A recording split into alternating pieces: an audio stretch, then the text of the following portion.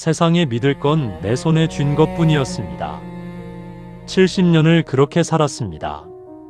그런데 그 손이 어느 날 갑자기 굳어버렸습니다. 몸의 절반이 말을 듣지 않는 병실 침대 위에서 저는 처음으로 울었습니다. 재산도 명예도 건강도 한꺼번에 사라진 그 자리에서 제가 평생 무시해온 사람의 기도 소리를 들었습니다. 70년 인생, 제 재물만 믿고 살았던 한 노인의 이야기입니다. 물질의 성이 무너진 자리에서 비로소 보이기 시작한 진짜 보물에 관한 이야기입니다. 혹시 지금 당신도 쥐고 있는 것을 잃을까 두렵고 내 손의 것이 줄어들수록 마음이 텅 비어가는 것 같으신가요? 그렇다면 이 이야기가 당신을 위한 것입니다. 끝까지 함께 해주세요. 저는 최금성입니다. 올해 나이 70입니다. 젊어서부터 돈 앞에서는 물러선 적이 없었습니다. 대부업으로 시작해서 부동산 임대업까지 손을 뻗었고 어느새 수십억 자산을 손에 쥔 사람이 되어 있었습니다. 사람들은 저를 보고 수완이 좋다고 했고 저는 그 말이 좋았습니다. 내 힘으로 쌓아 올린 것들이 자랑스러웠습니다. 누구의 도움도 받지 않았습니다. 친척에게도 친구에게도 심지어 아내에게도 내 사업 이야기를 제대로 꺼내지 않았습니다. 알 필요가 없다고 생각했습니다. 아는 사람이 많아질수록 나눌 것이 늘어난다고 생각했습니다. 그게 세상의 이치라고 믿었습니다.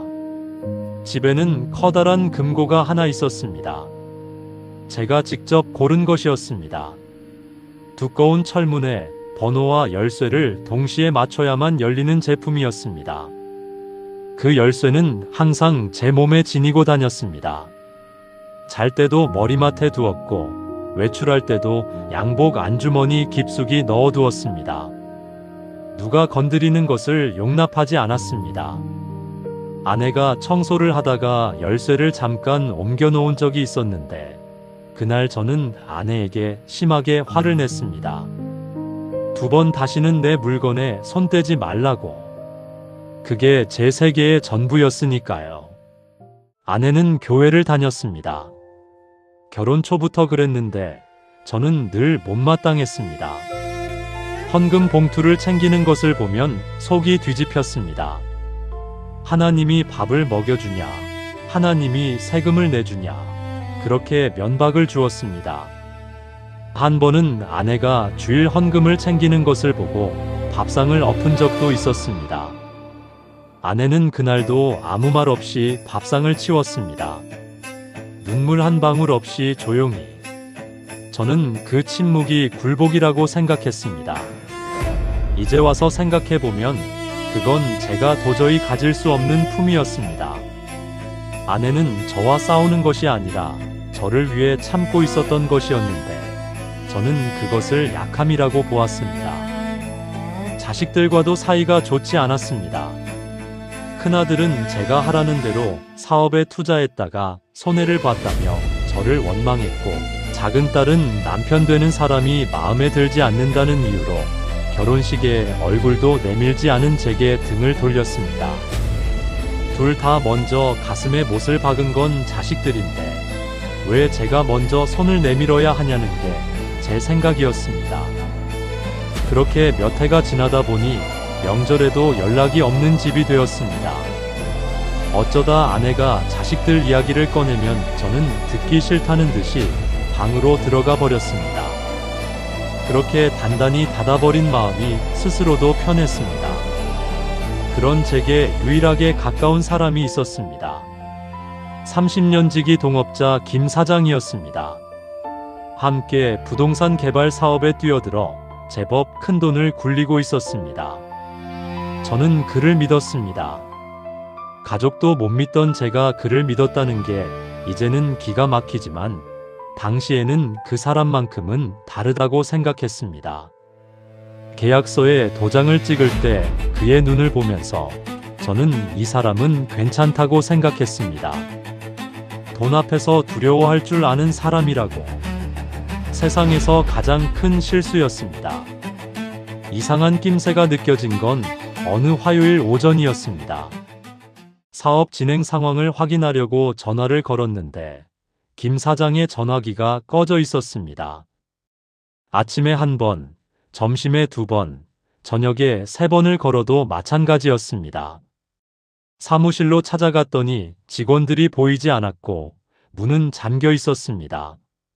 사무실 앞 게시판에는 임대 안내문이 붙어 있었습니다. 가슴 밑바닥에서 무언가가 차갑게 가라앉는 느낌이 들었습니다. 그런데 저는 그 느낌을 억눌렀습니다. 설마 하는 마음이 더 컸습니다. 그날 밤 저는 잠을 자지 못했습니다. 아내가 옆에서 잠든 것을 확인하고 금고를 열었습니다. 서류들을 꺼내 다시 살펴보았습니다. 김 사장에게 넘긴 서류들, 공동명의로 되어 있는 부동산들, 계약서에 찍힌 도장들. 하나씩 들여다볼수록 손이 떨렸습니다. 무언가 단단히 잘못되었다는 예감이 뼛속까지 파고들었습니다. 그러나 저는 스스로에게 괜찮을 거라고, 김 사장은 그럴 사람이 아니라고 되뇌었습니다.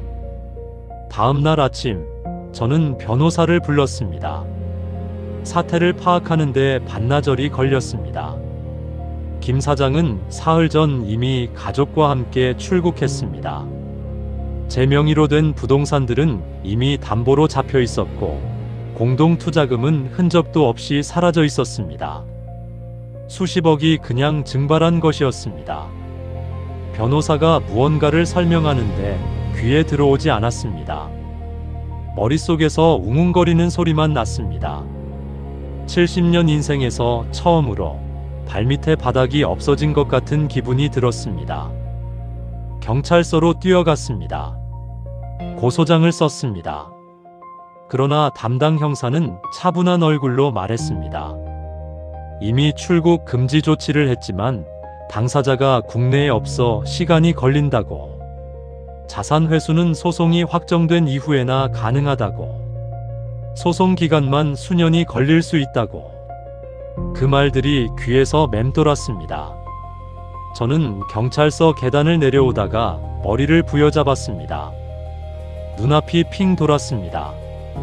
그리고 그대로 쓰러졌습니다. 길 한복판에서 70년 인생의 자존심이 그렇게 아스팔트 위에 쏟아졌습니다. 응급실에서 깨어났을 때 천장이 보였습니다.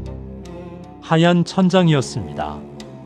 몸을 일으키려 했는데 오른쪽이 말을 듣지 않았습니다. 오른손이 느껴지지 않았습니다.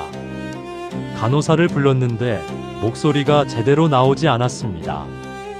발음이 뭉개졌습니다. 뇌졸중이었습니다. 우측 편마비. 그 말이 제 귀에 박혔습니다. 의사는 회복에 오랜 시간이 걸릴 것이라고 했습니다. 재활 치료를 꾸준히 받아야 한다고 했습니다. 그러나 저는 그 말들이 귀에 닿지 않았습니다. 자식들에게 연락이 갔다고 했습니다. 아내가 연락했다고 했습니다. 그러나 아무도 오지 않았습니다. 큰아들은 전화를 받지 않았고 작은 딸은 문자로 건강하세요. 단 한 줄을 보내왔습니다. 그게 전부였습니다. 제가 평생 그들에게 한 짓을 생각하면 당연한 일이었지만 막상 그 차가움 앞에 서니 가슴속에 구멍이 뚫리는 것 같았습니다. 돈 때문에 가족을 잃었고 돈 때문에 건강을 잃었으며 이제 돈조차 없습니다. 70년이 한꺼번에 무너져 내렸습니다. 병실에 혼자 있는 밤이 제일 무서웠습니다. 기계 소리만 규칙적으로 들려왔습니다. 삐, 삐, 삐. 내 심장이 아직 뛰고 있다는 것을 알려주는 소리였는데 저는 그 소리가 듣기 싫었습니다. 살아있다는 게 기쁘지 않았습니다. 죽여달라고 소리치고 싶었지만 말이 나오지 않았습니다. 신이 있다면 나한테 이럴 수 없다는 분노가 끌어올랐습니다. 마비된 오른손을 왼손으로 들어올려 보았습니다. 손이 굳어 있었습니다. 평생 돈을 세고 계약서를 쥐고 열쇠를 꼭 쥐던 그 손이었습니다. 그런데 이제 그 손은 아무것도 쥘 수 없었습니다. 그 손가락들을 하나씩 들여다보았습니다. 주름진 손등에는 70년의 흔적이 새겨져 있었습니다. 이 손으로 얼마나 많은 계약서에 도장을 찍었는지, 얼마나 많은 돈다발을 세웠는지, 얼마나 많은 사람을 밀어냈는지, 이 손이 쥐어온 것들이 지금 이 순간 무슨 의미인지 알 수가 없었습니다. 아내는 그날도 제 곁에 있었습니다. 어쩌면 제가 그토록 외면해온 그 사람이 이 차가운 병실에서 유일하게 제 곁을 지키고 있었습니다. 저는 그 사실을 인정하고 싶지 않았습니다. 고맙다는 말도 미안하다는 말도 나오지 않았습니다. 그저 벽을 향해 돌아 누워 눈을 감았습니다. 아내의 발소리가 들렸습니다. 의자를 끌어당기는 소리, 그리고 조용히 앉는 소리. 저는 눈을 감은 채 그 소리를 들었습니다. 자신에게 이렇게 말했습니다. 내가 뭘 잘못했나? 열심히 살았는데, 내 힘으로 쌓은 건데, 왜 이렇게 됐나? 그 질문들이 병실 천장을 떠돌았습니다. 답이 없는 질문들이었습니다. 아니, 사실은 답이 있는데 제가 보기 싫은 것이었습니다. 하지만 그때의 저는 그 사실을 끝까지 부정하고 싶었습니다. 살아있다는 것 자체가 굴욕처럼 느껴졌습니다. 내가 쌓아 올린 모든 것이 사라진 자리에서 나는 과연 어떤 사람인가? 그 물음이 잠 못 드는 밤마다 저를 짓눌렀습니다. 그날 밤은 유독 늦게까지 잠이 오지 않았습니다. 병실의 형광등이 꺼지고 복도에서도 발소리가 뜸해졌습니다. 아내는 제 침대 옆 의자에 앉아 성경을 읽다가 어느새 꾸벅꾸벅 졸고 있었습니다. 저는 그 모습을 처음으로 제대로 보았습니다. 희끗하게 센 머리카락, 구부정해진 어깨, 손에 쥔 성경책이 살짝 기울어진 모습. 이 여자가 나와 결혼해서 이렇게 늙었구나 하는 생각이 들었습니다. 아무것도 없었는데 따라온 사람, 아무것도 안 돌려줬는데 여전히 이 자리에 있는 사람. 한참 뒤 아내가 눈을 떴습니다. 저는 자는 척을 했습니다. 아내가 조용히 무릎을 꿇었습니다. 병실 바닥에 무릎을 꿇고 두 손을 모아 기도를 시작했습니다. 아주 작은 소리였습니다. 거의 들리지 않을 만큼. 그런데 저는 들렸습니다. 아내의 기도가 저를 원망하는 내용이 아니었습니다. 그 수십 년간 제가 아내에게 한 짓들을 떠올리면 기도 안에서만큼은 저를 원망해도 이상하지 않을 것 같았습니다. 그런데 아내는 울면서 이렇게 기도하고 있었습니다. 주님, 금성이의 영혼을 지켜주세요. 그이가 아프고 두려울 텐데 당신이 그 곁에 있어 주세요. 주님, 그이가 당신을 만나게 해주세요. 저는 눈을 감은 채 숨을 죽였습니다. 아내의 기도는 계속되었습니다. 목소리가 잠기더니 작은 흐느낌으로 바뀌었습니다. 그 소리가 방 안에 조용히 퍼졌습니다. 저는 그 소리를 듣는데 가슴 안에서 무언가 단단한 것이 금이 가는 것 같았습니다. 제가 평생 쌓아온 돌벽에 가는 금이 가는 소리 같았습니다. 아내의 눈물이 제 손등에 떨어졌습니다. 아내는 제 마비된 오른손을 두 손으로 꼭 감싸 쥐고 기도하고 있었습니다. 그 따뜻함이 굳어있던 손을 타고 느껴졌습니다. 저는 그 순간 오랫동안 잊고 있던 감각이 돌아오는 것을 느꼈습니다. 손이 아니라 마음에서였습니다. 아내는 오래전부터 저를 이렇게 사랑했을 것입니다. 제가 밥상을 엎던 날에도, 열쇠를 치웠다고 화를 내던 날에도, 아내의 신앙을 비웃던 날에도 아내는 이 기도를 드렸을 것입니다. 저는 70년을 살면서 단 한 번도 그것을 보지 않았습니다. 보이는 것만 보았고 손에 쥐어지는 것만 믿었습니다. 그런데 진짜는 제 손 밖에 있었습니다. 그날 밤이 지나고 이틀이 흘렀습니다. 저는 아내가 없는 짬을 틈타 간호사에게 부탁해서 아내가 읽던 성경을 가져다 달라고 했습니다. 처음에는 뭐가 적혀 있나 그냥 봤습니다. 페이지를 넘기는데 아내가 밑줄을 쳐놓은 구절이 있었습니다. 수고하고 무거운 짐진 자들아, 다 내게로 오라, 내가 너희를 쉬게 하리라. 마태복음 11장 28절. 아내의 필체로 옆에 메모가 적혀 있었습니다. 금성이를 위해. 날짜는 15년 전이었습니다. 아내는 15년 전부터 이 구절을 저를 위해 표시해 두었던 것입니다. 저는 그 성경을 덮었습니다. 가슴이 터질 것 같았습니다. 울고 싶었는데 눈물이 나오지 않았습니다. 아니, 나오지 않는 게 아니라 나오는 게 무서웠습니다. 평생 한 번도 울어본 적 없는 제가 한 번 울기 시작하면 그 뒤에 뭐가 나올지 두려웠습니다. 그날 밤, 아내가 다시 기도를 드리러 무릎을 꿇었습니다. 저는 이번에는 자는 척하지 않았습니다. 눈을 뜬 채 천장을 보았습니다. 아내의 기도 소리가 들려왔습니다. 그리고 그 소리를 따라 제 안에서 무언가가 무너지기 시작했습니다. 주님, 제가 졌습니다. 입 밖으로 소리는 나오지 않았습니다. 마비된 입술 사이로 발음이 새어나왔을 뿐입니다. 그러나 그 말은 제 안에서 분명히 존재했습니다. 70년의 자존심이, 그 단단한 성벽이 한꺼번에 무너지는 소리였습니다. 저는 평생 믿을 건 내 손에 쥔 것뿐이라고 했습니다. 그런데 지금 가장 확실하게 존재하는 것은 아내의 따뜻한 손과 하나님의 이름이었습니다. 그것들은 제가 손에 쥔 것이 아니었습니다. 제가 아무리 밀어내도 사라지지 않았던 것들이었습니다. 사람들은 제가 다 잃었다고 합디다.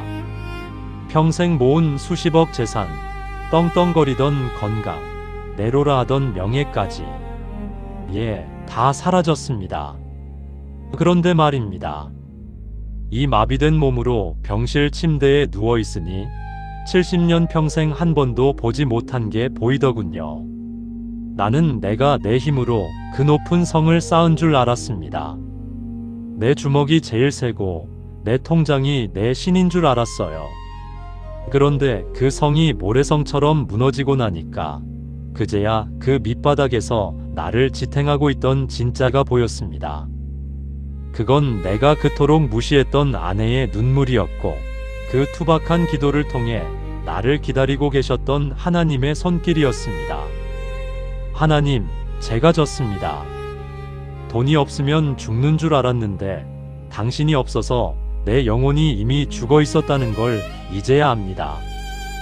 이 쓸모없는 죄인을 위해 아내의 눈물을 예비하시고 가장 낮은 곳에서 나를 만나주셔서 감사합니다. 이제는 금고 열쇠가 아니라 당신의 말씀 붙잡고 남은 생 살아가겠습니다. 저처럼 미련하게 살지 마십시오. 진짜 보물은 내 손에 쥐는 게 아니라 내 마음이 누구를 향하느냐에 있었습니다. 그날 저는 처음으로 눈물을 흘렸습니다. 남자가, 그것도 70 먹은 남자가 소리 없이 울었습니다. 어깨가 떨렸습니다. 아내가 제 손을 더 꽉 쥐었습니다. 주님, 평생 움켜쥐기만 하느라 제 손은 굳어버렸고 마음은 가시밭이 되었습니다. 내가 주인이라 믿었던 그 모든 것들이 신기루처럼 사라질 때 비로소 나를 단 한 번도 놓지 않으신 당신의 사랑을 봅니다. 내 인생의 가장 어둡고 낮은 이 병실이 당신을 만나는 성소가 되게 하옵소서. 상처난 영혼을 당신의 보혈로 덮어주시고 이제는 내 주먹이 아닌 당신의 손을 잡고 걷게 하옵소서. 무너진 자리에서 다시 시작할 용기를 주시는 예수님의 이름으로 기도드립니다. 아멘. 수고하고 무거운 짐진 자들아, 다 내게로 오라, 내가 너희를 쉬게 하리라. 마태복음 11장 28절. 저는 그 말씀을 왼손으로 짚으며 낮은 목소리로 읽었습니다. 뭉개진 발음이었지만 그게 제 생애 처음으로 제대로 드린 기도였습니다. 다음 날부터 재활치료가 시작되었습니다. 처음에는 침대에서 몸을 일으키는 것부터였습니다. 지지대를 잡고 엉덩이를 들어 올리는 그 간단한 동작이 땀이 날 만큼 힘들었습니다. 재활치료사 선생님이 옆에서 도와주었습니다. 젊은 사람이었습니다. 예전에 저였다면 이런 사람한테 도움을 받는다는 게 자존심이 상한다고 생각했을 것입니다. 그런데 그날은 그냥 고맙다는 말이 나왔습니다. 어눌하게. 그래도 나왔습니다. 말도 다시 배워야 했습니다. 언어 치료사가 와서 발음 연습을 시켰습니다. 가, 나, 다라. 받침이 있는 글자, 된소리, 쌍받침. 어린아이들이 배우는 것들을 70 먹은 노인이 다시 배웠습니다. 처음에는 수치스러웠습니다. 그런데 어느 날 재활치료사 선생님이 잘하셨다고 웃으며 말해주었을 때 저는 그 칭찬이 기뻤습니다. 그런 작은 기쁨이 있다는 걸 70년을 살면서 몰랐습니다. 아내는 매일 왔습니다. 아침에 미음을 싸들고 왔다가 저녁 면회 시간까지 있었습니다. 아내에게 처음으로 말을 걸었습니다. 미음, 맛있어. 발음이 뭉개졌지만 아내는 알아들었습니다. 아내의 눈이 살짝 붉어졌습니다. 그게 전부였는데 우리 사이에 뭔가 달라진 것 같았습니다. 보름쯤 지났을까요? 아내가 얇은 성경책 한 권을 가져다 주었습니다. 글씨가 큼직하게 인쇄된 것이었습니다. 눈이 침침한 어르신들을 위해 나온 것이라고 했습니다. 왼손으로 한 장씩 넘겼습니다. 읽기가 쉽지 않았지만 조금씩 읽었습니다. 시편을 먼저 읽었습니다.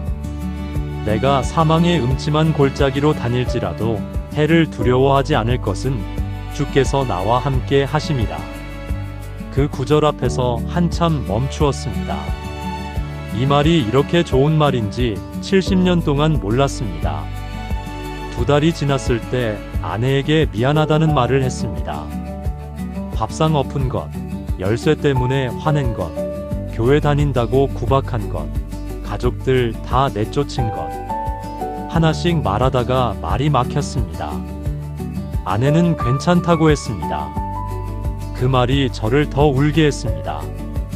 괜찮다고 말할 수 있는 사람이 얼마나 큰 사람인지 저는 그 나이가 되어서야 알았습니다. 퇴원날이 왔습니다. 보행기를 짚고 병원 현관을 나섰습니다. 바깥 공기가 들어왔습니다. 3개월 만에 맞는 바깥 공기였습니다. 아내가 옆에서 팔을 잡아주었습니다. 햇살이 따뜻했습니다. 저는 그 햇살 아래 잠시 멈추어 섰습니다.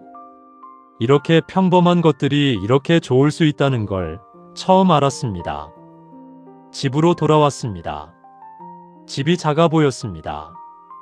예전에는 이 집이 초라하다고 생각했는데 이제는 그냥 따뜻했습니다. 아내가 미리 꽃 한 다발을 화병에 꽂아두었습니다. 아내는 쑥스러운 듯 꽃이 싸길래 사왔다고 했습니다. 저는 예쁘다고 했습니다. 그 말 한마디가 우리 사이에 뭔가를 녹인 것 같았습니다. 그 주 주일에 아내를 따라 교회에 갔습니다. 작은 교회였습니다. 어르신들이 많았습니다. 저처럼 보행기를 짚고 온 분도 있었습니다.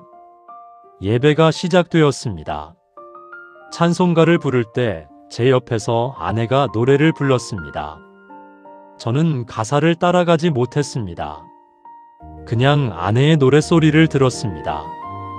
처음 듣는 것 같았습니다. 이 사람이 이렇게 노래를 잘했나 싶었습니다. 목사님의 말씀이 시작되었습니다. 오늘의 본문은 탕자의 비유였습니다. 아버지가 아들을 향해 달려오는 장면을 설명할 때 저는 눈이 뜨거워졌습니다. 예배가 끝나고 나오는데 몇몇 어르신들이 새로 오셨냐고 인사를 건네주었습니다. 처음 보는 분들인데 악수를 청해왔습니다. 저는 어색했지만 왼손으로 악수를 했습니다. 그분들이 반갑다고 자주 오시라고 했습니다. 그 말이 이상하게 마음에 오래 남았습니다. 집에 돌아와서 편지지를 꺼냈습니다. 왼손으로 쓰는 것은 아직 서툴렀습니다. 글씨가 삐뚤빼뚤했습니다. 그래도 한 글자씩 눌러 썼습니다. 큰아들에게 쓰는 편지였습니다. 아버지가 틀렸다. 그 한 줄을 쓰는데 1시간이 걸렸습니다. 삐뚤빼뚤한 글씨가 편지지를 채워나갔습니다. 아버지의 욕심 때문에 네가 상처받았다는 걸 안다. 미안하다. 건강하게 살아라. 아버지가 봉투를 붙였습니다. 주소를 쓰면서 큰아들이 이 편지를 받고 어떤 표정을 지을지 생각했습니다. 열어볼지 버릴지도 모릅니다. 그래도 괜찮습니다. 제가 해야 할 일을 했으니까요. 그것도 처음 알았습니다. 결과가 내 손 안에 없어도 내가 해야 할 일을 하면 마음이 가벼워진다는 것을. 손에는 이제 금고 열쇠가 없습니다. 그 열쇠는 어디로 갔는지 모릅니다.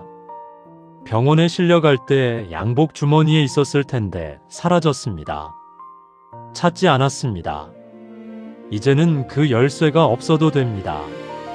지금 제 손에는 성경책이 있습니다. 아내가 사다 준 큰 글씨 성경입니다. 왼손으로 들기에 약간 무겁습니다. 그런데 그 무게가 싫지 않습니다. 이게 제 손에 쥐어야 할 진짜 무게였나 싶습니다. 70년이 늦었지만 지금 이 자리에서 처음 시작하는 사람처럼 읽어나가고 있습니다. 오늘 이 이야기를 듣고 계신 여러분께 드리고 싶은 말이 있습니다. 혹시 지금 꼭 쥐고 있는 것들 때문에 손이 굳어가고 있지는 않으신가요? 내 손이 꽉 쥐고 있어서 하나님이 채워주실 자리가 없는 건 아닐까요? 저는 가장 낮은 곳, 차가운 병실 바닥에서 그분을 만났습니다. 하나님은 높은 곳이 아니라 가장 낮은 곳을 찾아오십니다. 당신이 지금 가장 낮은 곳에 있다면 오히려 그곳이 은혜가 시작되는 자리입니다. 혹시 지금 이 이야기가 마음에 걸리시나요? 오랫동안 멀어진 가족이 생각나시나요? 놓지 못하는 것들 때문에 밤잠을 이루지 못하고 계신가요? 댓글로 여러분의 이야기를 남겨주세요. 저희가 함께 그 짐을 나누어 지고 기도하겠습니다. 은총의 사연함은 가장 낮은 곳에서 피어나는 믿음의 꽃들을 기록합니다. 지금 이 순간 곁에 누군가 이 이야기가 필요한 분이 있다면 이 영상을 조용히 전해주세요. 당신의 작은 손길이 누군가에겐 하나님의 응답이 될 수도 있습니다.